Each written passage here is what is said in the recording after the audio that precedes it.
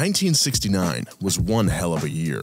The Summer of Love, Vietnam War protests, the fight for racial equality, and Apollo 8's missions to the moon culminated for one of the most historically significant years in America's history. On May 11th, over 100 million people tuned in to watch the fastest race in America, the Indianapolis 500. Stand by for the start at Indianapolis. A young Italian immigrant named Mario Andretti, face covered in burns from a practice session wreck, had been leading the entire second half of the race. Andretti is all by himself in the lead. His tires were so damaged, he was struggling to control the car. Oh boy, he lost it there momentarily and almost hit the wall. Ultimately, it cost him the lead. Then, an anxious Andretti pulled into the pit too quickly, running over his chief mechanic. Doesn't look like a serious thing, but he was momentarily knocked down by his own automobile. The mechanic was fine, but the car stalled. There was no time for new tires. He just had to drive and hope for the best. And the crowd beginning to pay its tribute to Andretti, the young man who came to this country at the age of 14 as an immigrant from Italy. This was the one he wanted more than anything else in the world. And here it comes, Mario. There's probably 30 people on Earth who have never heard the name Mario Andretti. Even if they don't know he's a race car driver, it's one of those names that's bounced around the zeitgeist for decades. That's because Mario Andretti is racing royalty. He's the winner of the Driver of the Century Award, a multi-time champion, and a true Renaissance man. While a lot of drivers spend their entire careers perfecting one specific style of racing, Andretti liked them all. It didn't matter if it was in stock cars circling a loop, open-wheel cars careening through a road course, or just drag racing down a stretch of asphalt. If it had wheels and went fast, Andretti won it in. Today on Past Gas, how would Andretti's childhood living in a World War II refugee camp spark his racing career? What impact did Andretti have on the future of race cars, outside of just being a good driver? What led to the Andretti family's racing dynasty? And most importantly, is the Andretti curse real? It's Past Gas. Past Gas Podcast. It's about cars, it's not about sports. Big thank you to our sponsor this week, Valvoline. That's right, Valvoline was America's first motor oil brand, making them the original motor oil. Since their founding over 150 years ago, Valvoline and their scientists have been innovating, creating, and reinventing formulas. Valvoline was the exclusive oil used in Model Ts rolling off the assembly line, so that pretty much makes them part of America's automotive history from the beginning. Their innovations also include the first high-mileage oil, the first racing oil, first synthetic blend, you know the rest. Valvoline's latest product, Extended Protection Full Synthetic Oil, it's their best oil ever. Valvoline Extended Protection Full Synthetic, it's their newest formula offering the ultimate protection to extend the life of your engine. I actually have this stuff in my car. I did the oil change a few weeks ago now. I always try to do it before an autocross, and I've got the Valvoline Extended Protection in my car, guys. So get some of that freaking Extended Protection Full Synthetic Motor Oil in your car today, or I'm going to be very mad with you. Do it. Look, I've got it in my car. It's the best. Go get it right now. Thank you, Valvoline, for sponsoring this episode. Now a word from our sponsor, BetterHelp. Are you feeling burnt out? I know I've felt burnt out over the past couple of years. Sometimes it's work, sometimes it's, just responsibilities, but everyone can feel burnt out for different reasons. It's totally normal. But BetterHelp Online Therapy wants to remind you to prioritize yourself. Talking with someone can help you figure out what's causing all the stress in your life, and BetterHelp Online Therapy is the best out there. You can talk to anyone about anything, not feel weird about it. You don't even have to go into a brick and mortar. You don't have to wait in a waiting room. And that's what I love about BetterHelp. BetterHelp is customized online therapy that offers video, phone, and even live chat sessions with your therapist, so you don't have to see anyone on camera if you don't want to.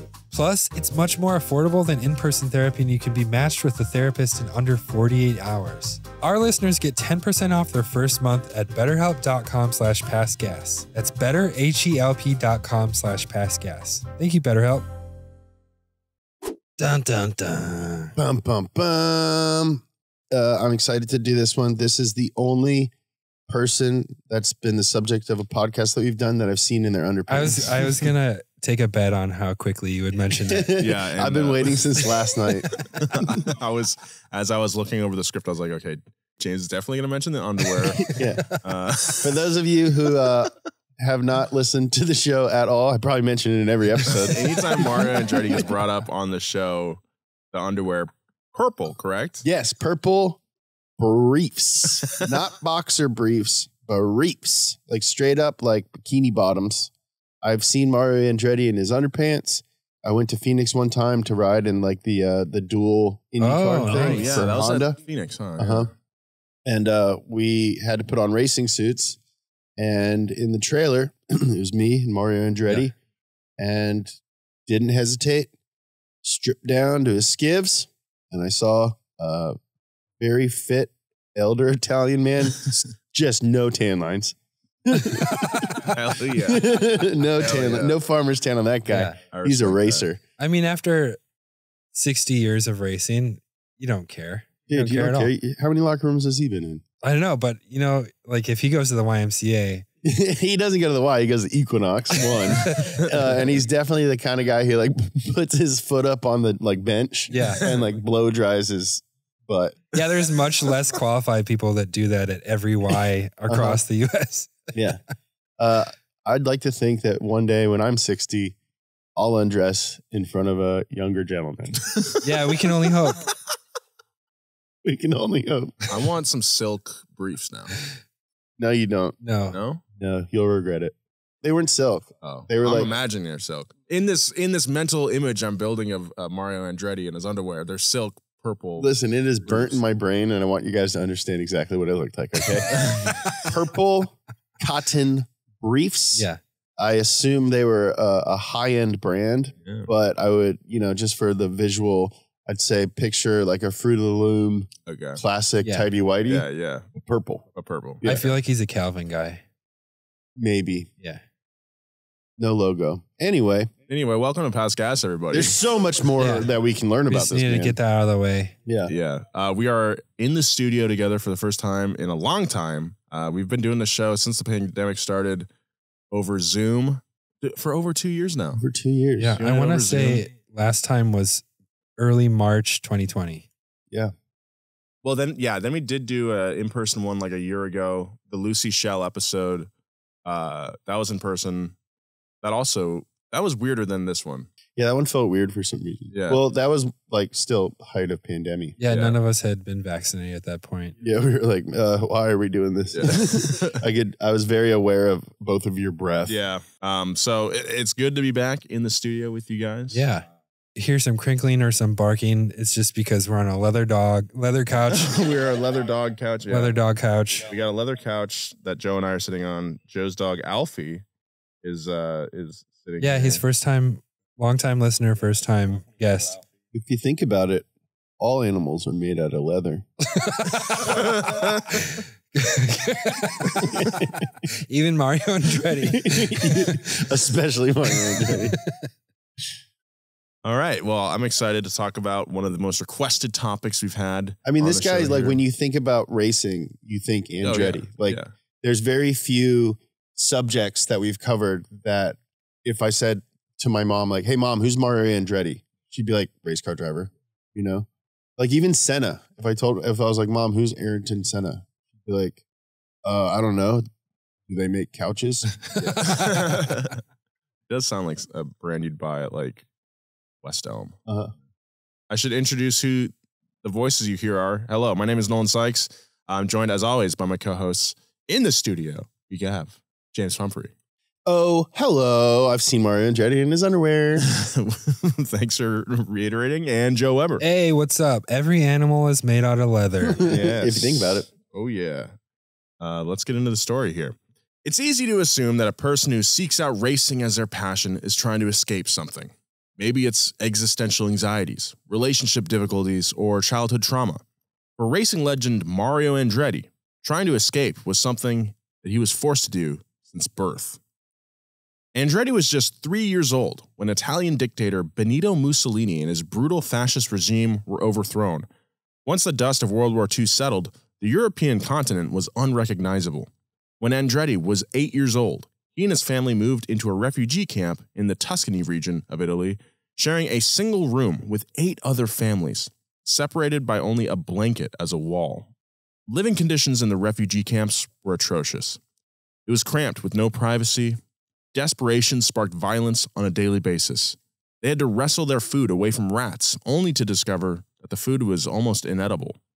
And the stench, which was ubiquitous in the camp, was a cross between a construction site porta potty and a morgue.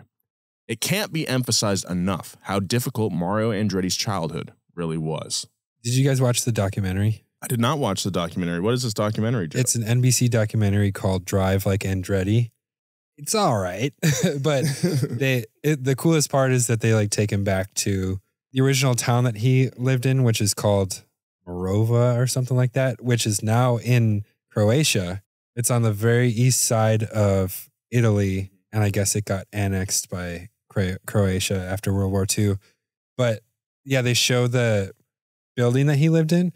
There's like 1,200 people living in Montona is the town he grew up in, which is now in Croatia. But they go to Tuscany. They show the building he was in. It housed 1,200 people, and it's like the size of like a small elementary school. And he was like, yeah, we were lucky. We were in this room with 8 other families, but we had a window.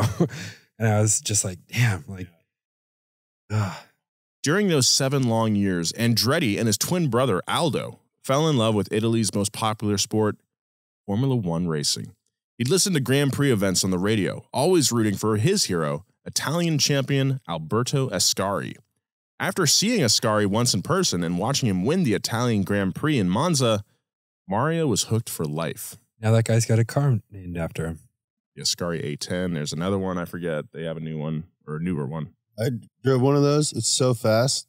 Ascari.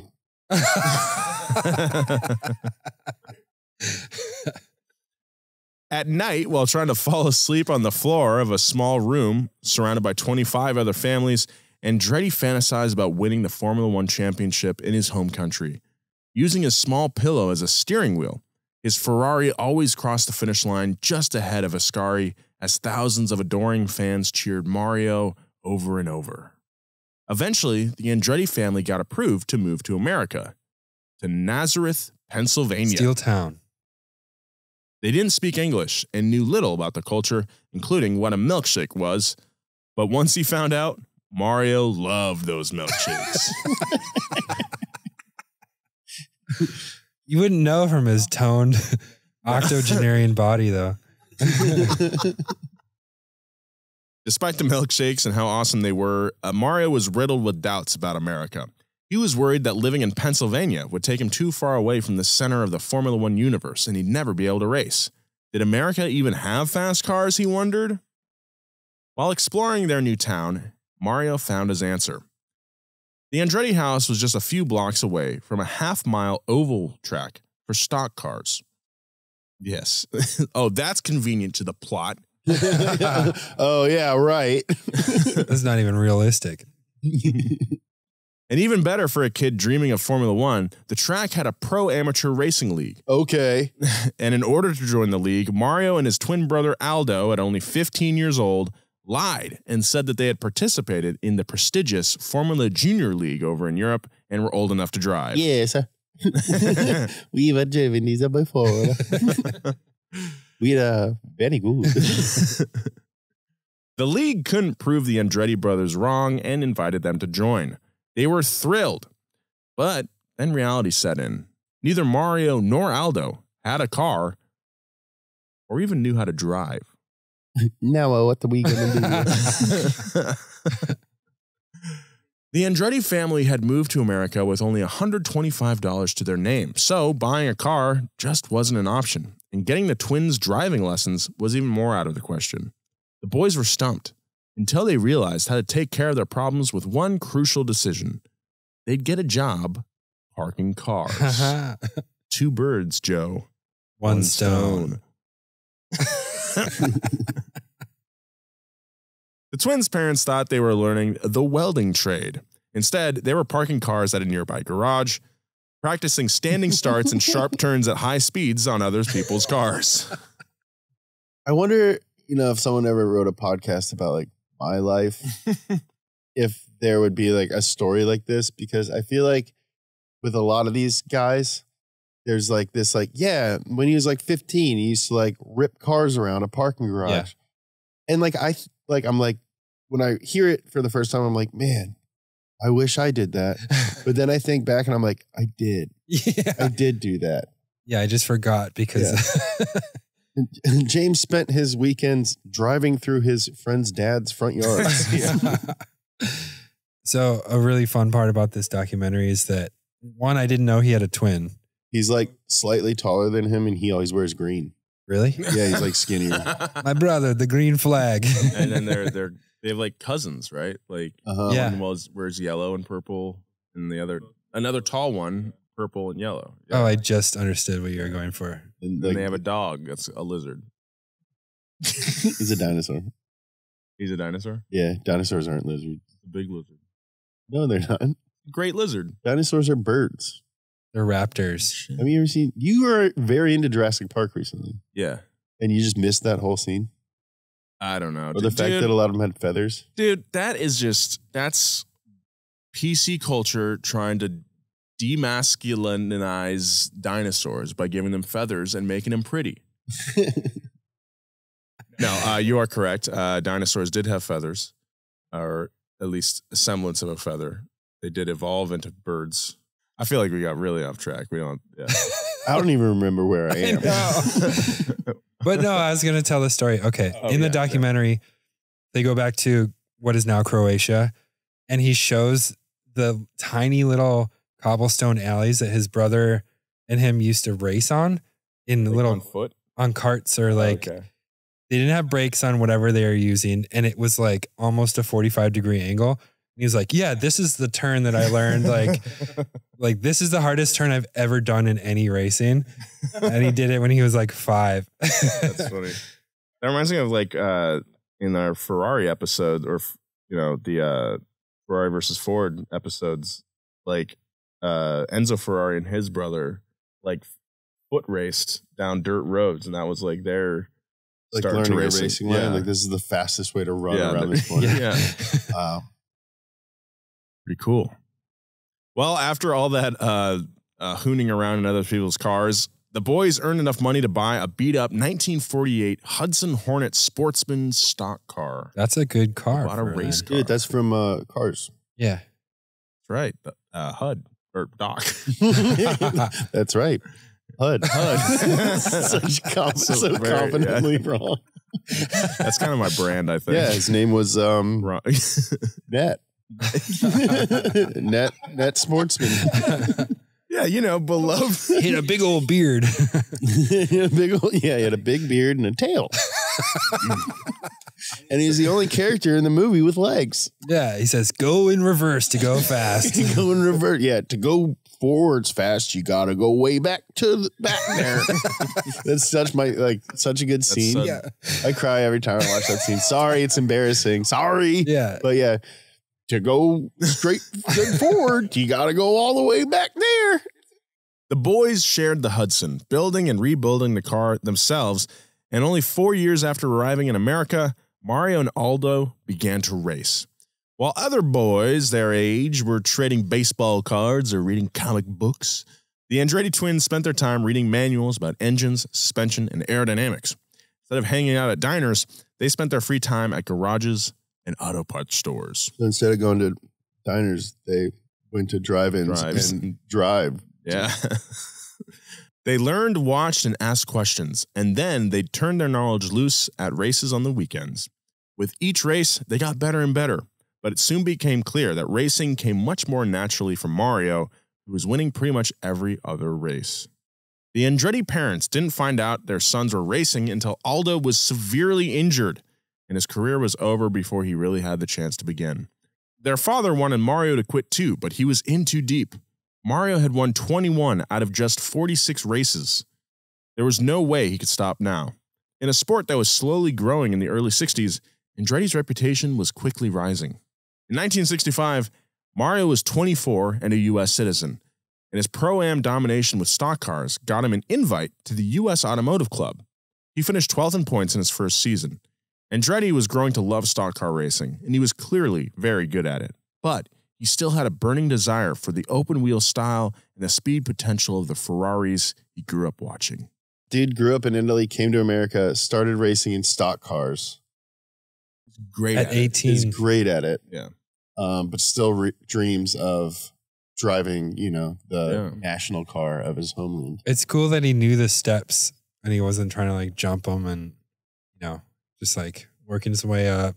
That same year, Andretti was shocked when he was asked to join the open wheel racing series now known as IndyCar. It's been called a bunch of stuff. We should cover it in another episode because Champ Car. Oh yeah, Champ Car, Kart. Yeah, I think back then. I think at this point it was called Champ Car. Okay, Christina's telling me. Yeah. But IndyCar is named after the Indianapolis 500. Yeah. And like the promoter or owner of the track, there's like a split. Yeah. And sponsorships are involved. So like maybe we'll cover. We definitely should. We should do it with like a Succession angle. Yes. Like Joe can play like a Kendall type character. Yeah. And I'll play the dad. And you can be Shiv. And then we can all rotate being Kieran Culkin. Are you trying to fuck me right now? Dude, yeah. That's good. New home buyers. If you're buying a home, you've got a lot to juggle. Policy Genius makes it easy to compare insurance quotes from the top companies so you can find your lowest price fast. Customers have saved an average of $350 per year on home insurance. If you're not sure what coverage you need or how to find the low price, you need Policy Genius. Policy Genius is your one-stop shop to find and buy the insurance you need. Click the link in the description or head to policygenius.com/gas to get started. Policy Genius will show you price estimates for policies that fit your search. If you like what they find, they'll get you switched over for free. Customers who bundled their home and auto policies with Policy Genius saved an average of $1,250 per year over what they were paying. The team at Policy Genius are on hand at every step to help you make decisions with confidence. The Policy Genius team works for you, not the insurance companies. What I really like about Policy Genius is that they don't add extra fees. I also really like that they don't sell your info to third parties. Head over to policygenius.com/gas to get your free home and auto insurance quotes and see how much you can save. Thanks, Policy Genius. Big thank you to our sponsor this week, Peloton. Look, I know it can be really hard to work out sometimes. You might not feel like you have the time in your day to even work out at all. Sometimes workout classes fill up quickly and it's easy to get shut out. Well, that's where Peloton is here to help. Peloton has a team of world-class instructors ready to motivate you 24/7. Peloton instructors are highly trained fitness pros who motivate you throughout every workout, whether you're a regular at the gym or someone who's new or getting back into working out. Whatever your fitness level, Peloton instructors don't just teach, they motivate. Peloton has thousands of live and on-demand classes, so you can always keep it fresh. From cycling and strength training to yoga and running, experiment with new types of movement, judgment-free, at a level and pace that feels good for you. You know, some people don't like going to the gym because they don't like working out in front of people, and if that's you, Peloton is great because you can work out in the comfort and privacy of your own home. That's what I love most about Peloton, is that it's convenient and private. So, right now is the perfect time to try out Peloton. The Peloton Bike Plus is now $500 less, its best price yet, including free delivery and setup. And there are more game-changing prices available on the original Peloton Bike and Peloton Tread. Visit onepeloton.com to learn more. That's ONEPOLOTON.com to learn more. Thank you very much, Peloton. This opportunity gave him a whole new vision of his career. Hone his skills in America, get good enough to join Formula 1, and then win the Formula 1 Drivers' Championship. Easy peasy, lemon breezy. Easy as that, dude. Limoncello. Andretti was a good stock car driver, but he was an even better IndyCar driver. We're just going to call it IndyCar. As I said, it's very confusing, and this is the most identifiable. This is what it's called now. So yeah. Turned out that his just go fast style of racing worked better in a faster car. Go think. Andretti arrived on the circuit in 1965 and shocked the racing world that first year. He won Rookie of the Year and came in third at the Indianapolis 500. Jeez. And then the next year, at only 25 years old, he became the youngest champion in series history. And then he went ahead and won the championship again the next year. Insane. It's like if Kanan won. Yeah. Like, oh, sick. Oh. He's like, I don't even know. They're like, not even, nobody else is like even that fast.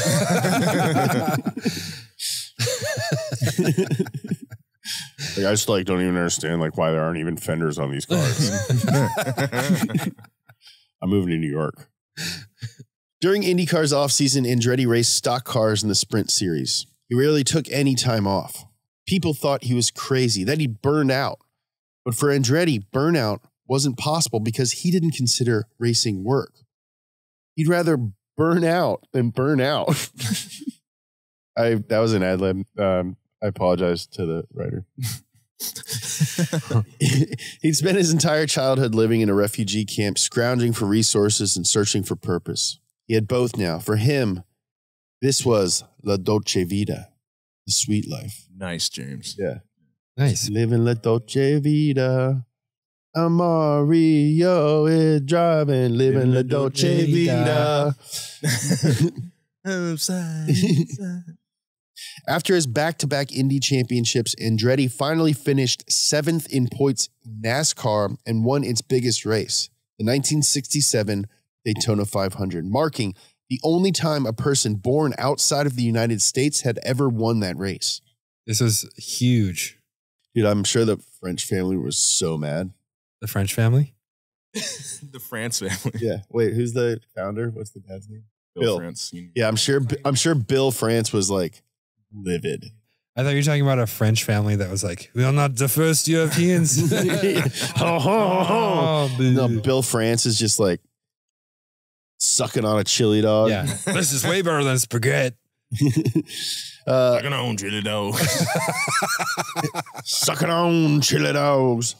No, Bill France famously loves chili dogs. And does he really? Yeah, at NASCAR, when like at the like main like camp or whatever, like wherever like ultra VIPs go, like me. There's VIPs. There's always like this like chili dog station with Bill France's like recipe for chili dog. Wow. All these racing dudes with their chili recipes. Yeah, racing dudes love chili. I mean, I'm sure it's just like easy to eat at a track. Yeah, but also like, do you want to hop in a race car after sucking down a chili dog? Like, sweat your ass off? No. Like, you know, someone brakes hard in front of you and you're like, oops, there goes the chili. Sucking on chili dogs. Andretti earned his first of 3 prestigious Driver of the Year awards. After winning the Daytona 500, he was becoming one of the most popular drivers in the country. But there was still a race he needed to win to gain the attention of Formula One, the Indianapolis 500. They interview Jay Leno in this documentary, and he's like, yeah, my dad wouldn't watch anything that didn't have Italians in it. So once Mario won, then he started watching racing. That's amazing. Andretti, that's amazing, dude. Can you imagine being like the Bronx in like 1967 and like being into racing? Yeah. That would have been cool. Like hitting the TV until it works. Ah, come on. Yeah. Oh, what is this cannoli? Oh my God. Okay. So I started watching The Sopranos, me and Chloe. Yes. Oh, now it's now we get to give you shit about talking about Sopranos every week. Remember now? when Joe brought up The Sopranos every episode for a year? No, but I won't. Here talk we go. About plot specifics or anything. I just the whole time in the office, you guys are saying, "Woke up in the morning, got some gabagool." Yeah. They do not say that in the theme song. No, dude. You didn't know that. That was the joke. Dude, we were waiting the whole time. We're like, it's a long theme song in that first episode. So like, we're waiting like, all right, maybe it's the next song. He's going to say the gabagool part. And it never happens. Are you kidding me? You are the dumbest man alive. And somehow you've apparently found the dumbest woman alive to be your partner. Dude. Here it comes, okay. Well, this episode, I saw him eat a piece of gabagool, so maybe it's... Gabagool's like lunch meat. Yeah. It's like, oh, he's waking You think kinda the theme late. song is like multi-award-winning television show, a show that changed TV forever? It's like, woke up in the morning, got some lunch meat. Yeah. You know, it's Video Game Donkey who did that? No, I did not know that. They don't say that. Anyway, great show. Anyway, he had to win the Indy 500. Jesus. I can't believe that. You're usually so smart. I've never seen this show. Jeez, dude. I feel bad. I want to apologize to Chloe. It was, I'm the one at the office. I would be bumbling around the apartment going, got some gabagool. I like indoctrinated her into thinking. Yeah, it's not Chloe's fault. It's my fault. It's all my fault. Yeah. Andretti developed his maniacal work ethic during his time in the refugee camp and developed a love for practicing. But this perfectionism almost cost him a spot on the 1969 NICE Indy 500. Andretti crashed his main car in an extra practice session and suffered second-degree burns on his face and scalp. But he swallowed back the pain and managed to qualify with his backup car. Must have hurt, like, having a helmet on. I was thinking that, yeah. He, like, popped out of the car, and there's footage of, like, a news crew running up to him. He's got just, like, blisters on his cheeks, and he's like, I'm fine. I'm going to hop in the car again. After leading almost the entire second half of the race, his tires were so worn that he couldn't stop fast enough on his final pit stop. No grip. Yeah. He hit his chief engineer and tossed him in the air. It's kind of that guy's fault. Don't stand there. There's always the guy at the front. Yeah.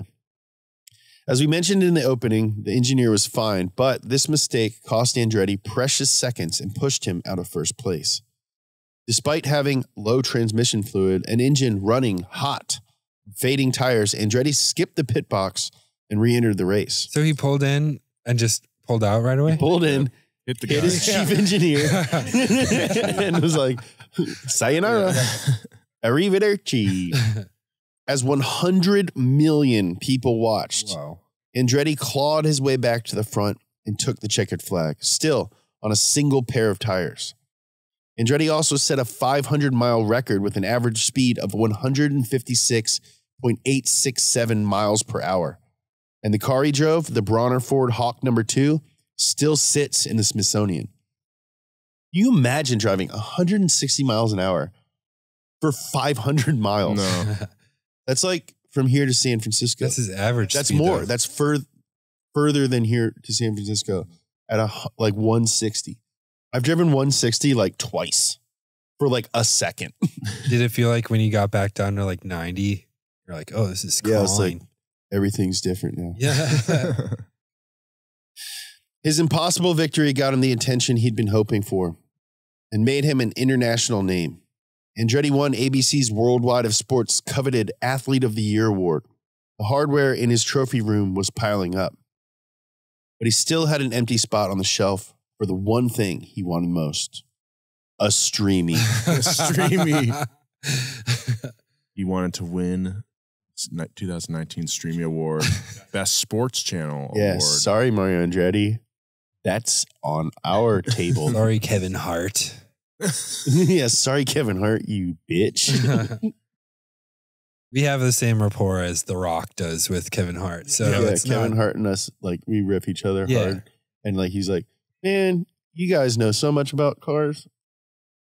You guys deserve to win a Sports Channel Award. Yeah. By the late 60s, Formula One had finally taken notice of Andretti. While Andretti continued to rack up wins in America, he would occasionally get called in to race in single Formula One events as a fill-in driver. He even won his first victory behind the wheel of a Ferrari, his dream constructor, in the 1971 South African Grand Prix. Nice. But still, some of the owners had their doubts. Sure, he was the best driver in North America, but would he be able to compete with the likes of Jackie Stewart, Niki Lauda, or Emerson Fittipaldi? Not to mention that Formula One driving is different from IndyCar. F1 cars can accelerate faster and are built to handle high speeds through sharp corners, whereas the IndyCars of the time were heavier and tended to do better in the straights. Despite the hesitancy of Formula One owners, Andretti eventually got the call he'd been waiting for when he was hired to drive for the American Parnelli team. Is this Parnelli Jones? I have to assume so. Parnelli Jones was involved in everything. I think we should talk about him at some point as well. One of those behind-the-scenes guys.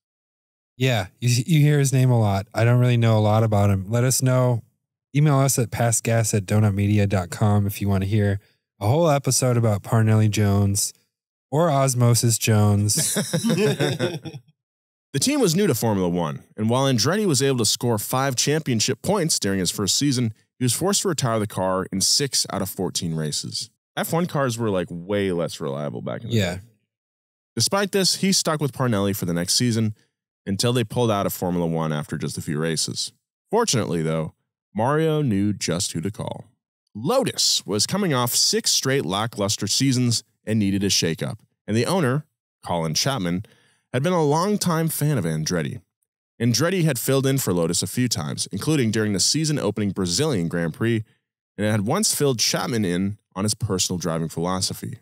Quote, "Add lightness and add Andretti." If everything seems under control, you're just not going fast enough. This was the kind of energy Chapman hoped to harness for Lotus.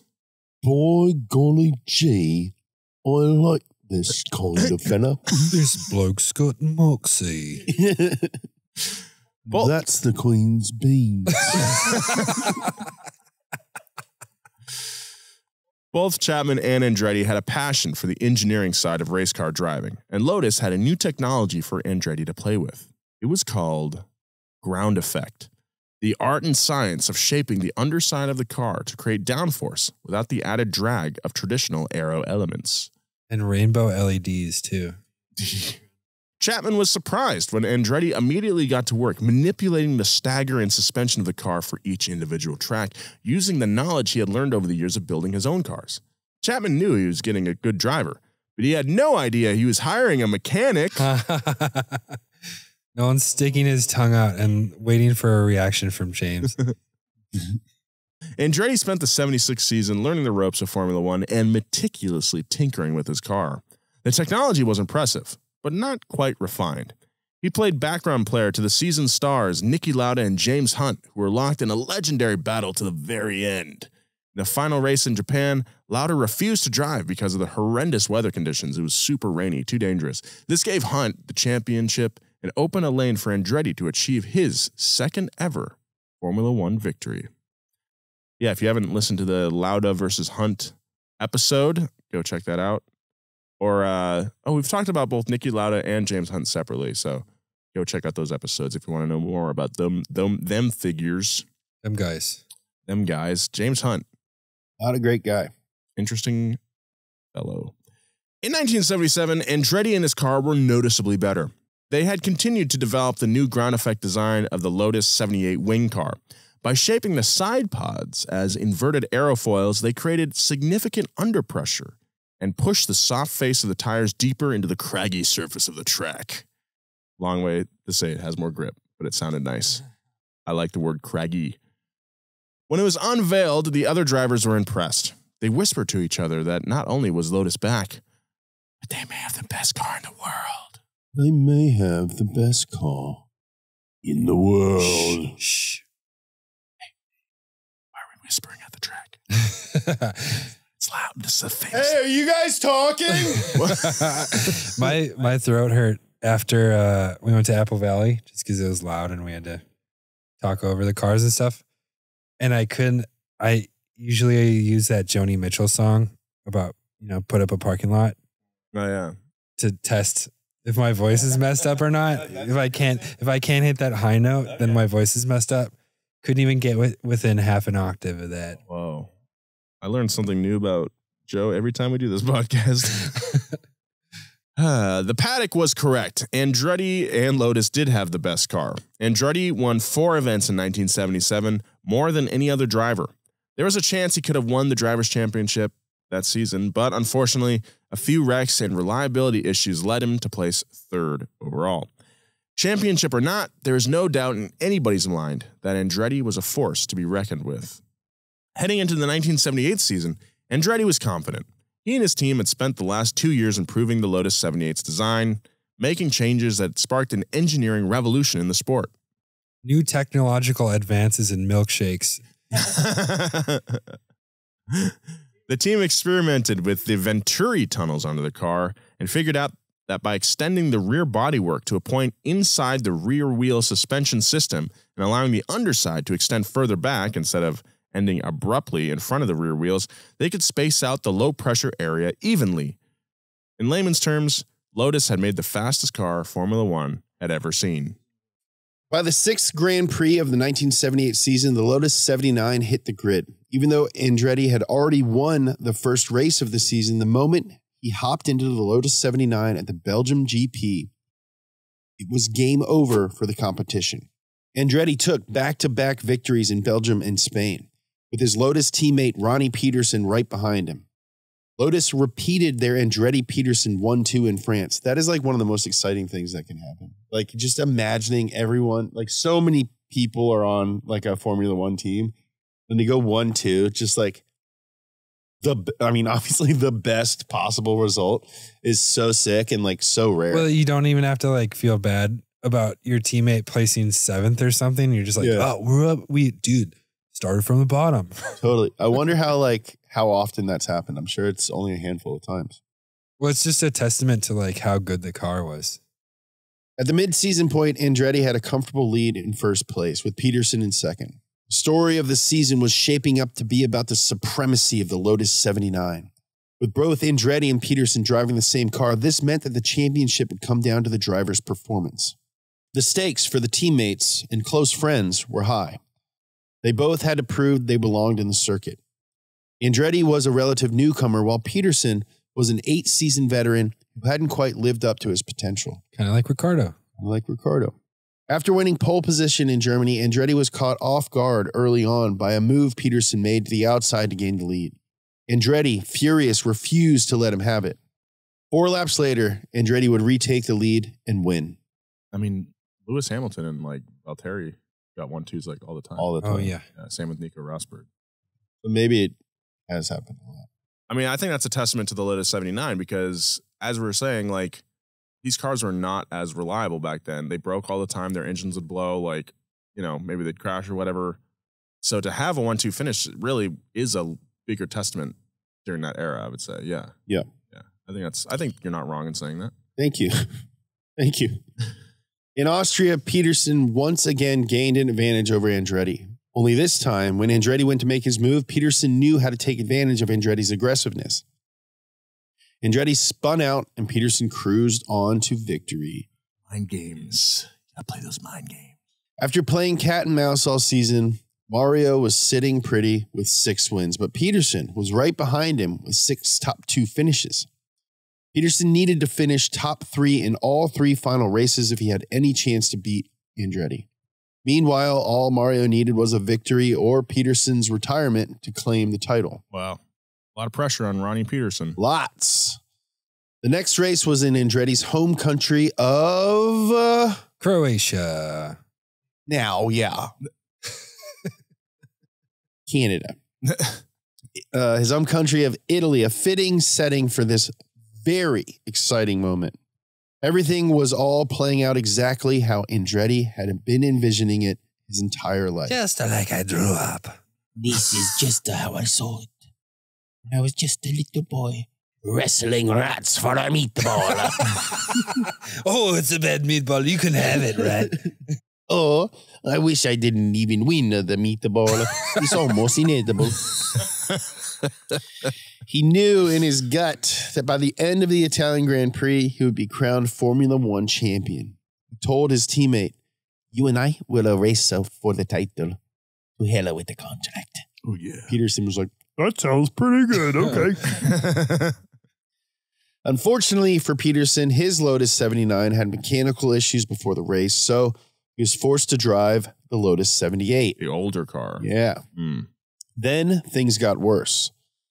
On the very first lap of the race, James Hunt accidentally clipped Peterson, sending his car spinning out and careening into a barrier. The Lotus split in half and burst into flames. Ugh. Peterson was pulled out of the burning wreckage with over 25 fractures in his legs and feet. Oh my God. He was rushed to the hospital, but his injuries were too severe. He slipped into a coma and passed away. Jeez. The race was restarted about... God, dude. Every time. Every time. I know.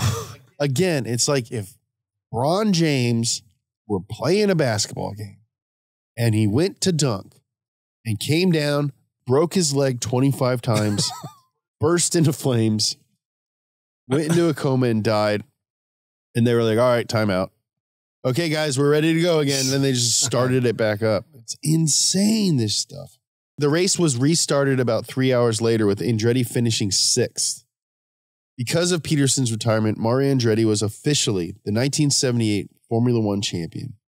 His lifelong dream of winning a championship had come true, but not in the way he ever wanted it to happen. Yeah, you can't even celebrate.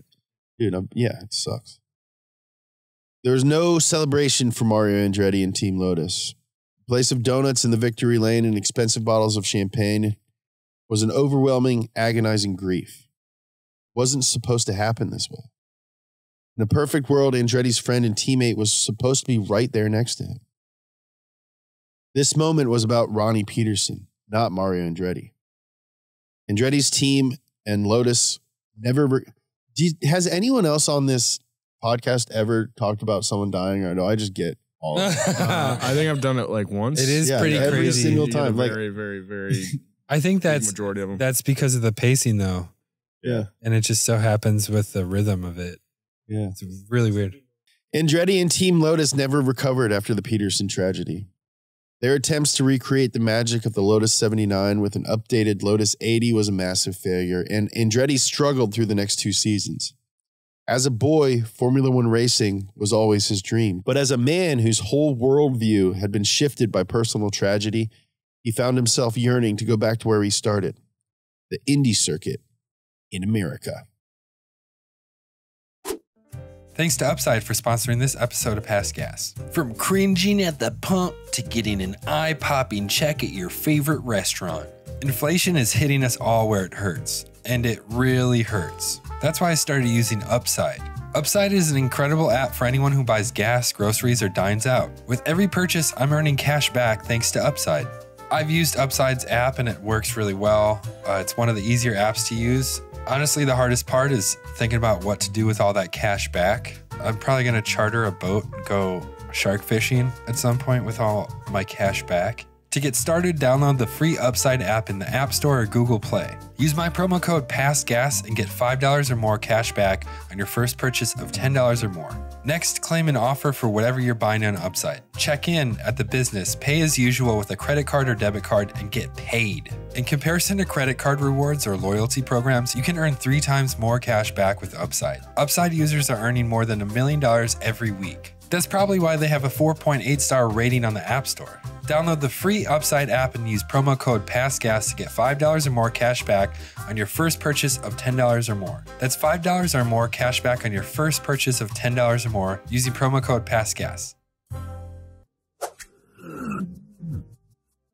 Hey, big thanks again to our sponsor this week, Valvoline Motor Oil. You guys have heard me talk a bunch about their extended protection full synthetic, but did you know they also make gear oil?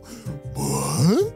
That's right. Valvoline, the #1 gear oil brand, has a new flexible pouch packaging that is easy to use in tight spaces and produces less waste. Valvoline makes gear oil easier to use than ever. This big old squeezable pouch allows for less waste and easier application. Just imagine, if you will, a Capri Sun big pouch filled with gear oil. That's pretty much what this stuff is right here. It's super easy to use in the tight spaces underneath your car if you're filling your transmission or your differential, all that stuff. This is really easy to use. It comes in 2 full synthetic grades. You got a 75 weight 90 and a 75 weight 140, available for exceptional high and low temperature protection. It's also got an anti-foaming agent that quickly breaks down foam for better lubrication. Your gears work better when there's not a lot of foam in that oil. So if you're looking to fill your transmission or your differential with some good gear oil, go and get yourself some Valvoline Flex Fill today.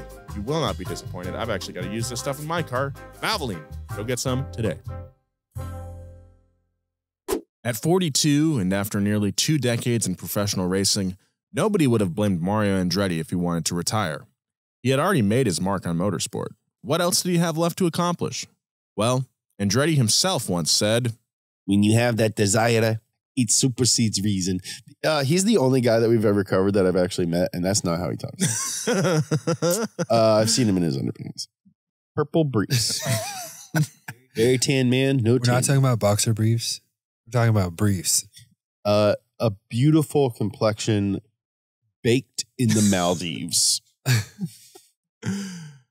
Mario still had the desire to race. Reason would need to take a back seat. Andretti was a deeply passionate family man. due to his chaotic upbringing. Just like Peter Griffin. The only thing that kept him grounded was his family. In the camps when their bellies were empty, Andretti's family got closer. His parents always made sure that he and his brother felt safe and loved. He was also a loyal husband to his late wife, Deanne, whom he married in 1961. They had 3 children, Michael, Barbie, and Jeff.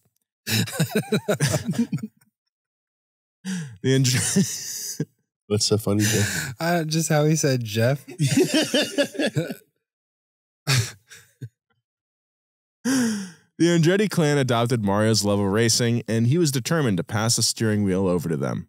In 1989, Andretti's team, Newman Haas, hired his son Michael to join the team, making them the first father-son team to compete in both IMSA GT and Champ Car racing. Wait, Haas had a team all the way back then? That's crazy. Gene Haas is a very wealthy man. Today, Michael is a legend in his own right. He was inducted into the Motorsports Hall of Fame of America in 2008. Turns out the apple doesn't fall far from the tree, especially if you're an Andretti. The Andretti family is the first family to have 5 relatives compete in the same series. There's one race where 4 of them race together. And I think... In one car? Yeah, they're arguing the whole time. Whoa, but I gotta pee. No, but I think 3 of them did not finish. Wow. I'd be so pissed if my dad beat me in a race, dude. Yeah, he was like, they were talking together and he was like, yeah, I mean, I could have let you win. Like, because it was like inches. Yeah, yeah. He's like, but I wouldn't be who I am if I let you win. He's like, yeah, cool. Yeah. Yeah, I guess you're like the GOAT, I guess. Like, imagine if, like your dad is like the best at ever. Yeah. Like, you're really good. Yeah, you're great. But your dad is goated in the sauce. Like Hall of Famer. But your dad is better. Like, yeah. Like the opposite of The Rock. I'm planning on being way better than my son at everything. At least for the first 5 years. This brings us, guys, to the Andretti curse, the infamous string of bad luck that has prevented anyone in the racing family from winning the Indy 500 since Andretti's original win in 1969. With 77 starts between Michael, Jeff, nephew John, and grandson Marco, none of the Andrettis have chugged that famous milk. Just if you're not aware, audience, the Indy 500, like in most races, if you win, they pop champagne. But at the Indy 500, you drink milk. So that's not a weird way to say win. It's a reference to what actually happens at that race. Mario's nephew John had 12 starts at the race with the best finish of 5th. Andretti's son, Jeff, competed 3 times with no luck, and son Michael was unsuccessful in his 16 attempts at winning the Indy 500, despite having completed the most laps as well as led the most laps of any driver who had never won the race. Michael's son, Marco, has competed in the race 17 times and even won pole position in 2020 after setting the fastest practice lap at Indy since 1996, but unfortunately he finished in 13th place. Marco is still active in IndyCar and may be the Andretti's best chance to finally defeat the bizarre curse that has plagued the family for over 40 years. And Marco's good friends with Ludacris. Is he really? Yeah. They interview Ludacris in this documentary. Ludacris doesn't know a bunch about Mario, but he keeps talking about Marco. It's like, dude, this is about Mario. Yeah, Luda. Come on, Luda. Come on, Chris. Mario Andretti stayed competitive in IndyCars through the late 80s and early 90s. He'd win occasionally before retiring in his Arrivederci Mario Tour in 1994 at the age of 54. Since then, he's become a popular ambassador for the sport and even pops in to drive for big races like the 24 Hours of Le Mans, one of his favorites, though he's never won, or even the Indy 500 in 2003. Andretti is beloved in both Italy and America at 82 years old and regularly invites friends and celebrities, including Jay Leno, Stephen King, and even James Pumphrey, and even Lady Gaga to come see what it's like to ride with him in an IndyCar. Done it. I did it. I've done it as well. Nolan's done it with Mario? Yeah, with Mario. Whoa. Did you see him in his underpants? Did not.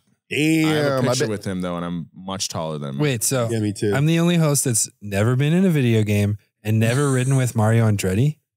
Yep. What? Well, I mean, of this show, yeah. Yeah. Yeah. What show? I'm not talking about The View, dude. I was gonna say Jerry and Job have never seen Mario Andretti in the changing room. That's true. Yeah. I've been in 3 video games. I know. You don't even play video games. I've never played the video games I'm in.